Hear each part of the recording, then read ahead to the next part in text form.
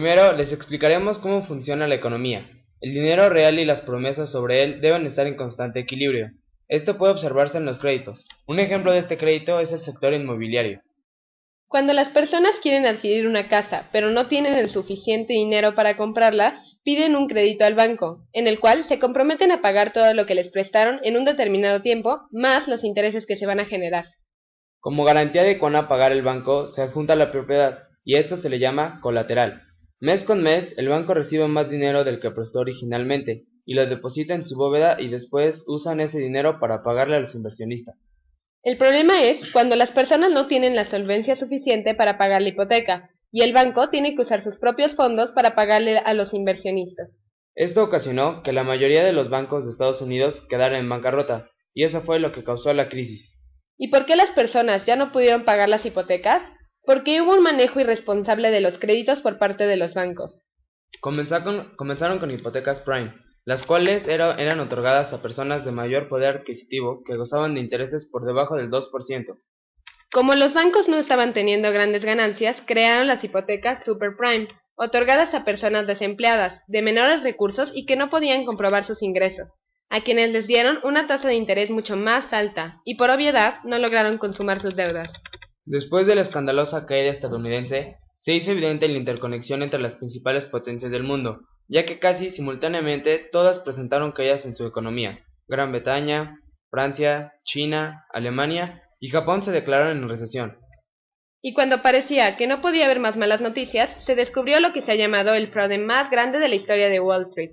El influyente consejero de inversionistas y operadores bursátiles, Bear-Manel Madoff, ha sido acusado por un fraude de 50.000 millones de dólares, que arrastra a bancos como HSBC, Bancomer y Santander. En México es conocida la frase, si a Estados Unidos estornuda, a México le da gripe. Es algo que prueba la fuerte dependencia de México con Estados Unidos. Es por ello que en México la exportación industrial se estancó y el desempleo está en su pico más alto en 8 años, y en noviembre del año pasado más de 2 millones de personas eran desempleadas. La inflación de este año analizada fue de 6.36 anual y regresa a la de 2002, regresando a la misma tasa de inflación y se le agrega la caída de crudos en un 50%, costando cada barril $132. Y así se vendían los barriles de petróleo y ahora se cotiza en menos de $40. México tiene los más altos intereses en tarjetas de crédito en América Latina, con un 40% de más del promedio. Esa es una de las mayores causas de la crisis. En cuanto a México, en 2010 se sobrepuso lentamente a una de las más fuertes crisis en décadas. No obstante, el crecimiento es aún moderado, sobre todo si se compara con otras de las naciones grandes de América Latina, como Brasil y Argentina. En el primer trimestre de este año, el Producto Interno Bruto, PIB, de México creció el 4.3% a tasa anual, frente a la fuerte caída del 6.5% registrada en el 2009. En tanto, otras naciones de la región latinoamericana crecieron a un ritmo mucho más dinámico. Los estímulos fiscales y monetarios aplicados por los países desarrollados impulsaron a la demanda interna en dichas naciones y la reactivación del comercio global, beneficiando a naciones exportadoras como México. El avance de los ingresos reales de las familias mexicanas está frenado por el aún débil generación de empleos y la escasa calidad de los mismos, por lo que el empleo en el sector informal avanza con mayor dinamismo. ¿Por qué el rebote económico de 2010 todavía no se refleja en el bolsillo de gran parte de las familias mexicanas?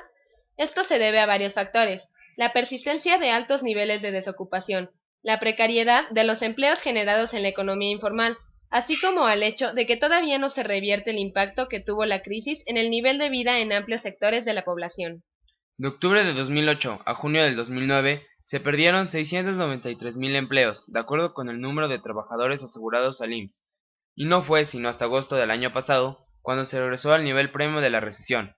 El año pasado se generaron 732.000 empleos en el sector formal de la economía. Hay que reconocer que la crisis no solo elevó los niveles de pobreza, sino que también deterioró la calidad de vida de un segmento de la población que en años recientes había ganado un lugar en la clase media. Un crecimiento que no se traduzca en mayores y mejores empleos. El nivel de vida de las familias mexicanas, por más elevado que sea, seguirá dejando mucho que desear. Esto fue una breve introducción a lo que fue la crisis que sacudió al mundo y a los bolsillos de todos los mexicanos. La próxima vez que alguien hable de la caída de la bolsa o la recesión, podrán estar seguros de contestar: sé muy bien a lo que te refieres. Bye.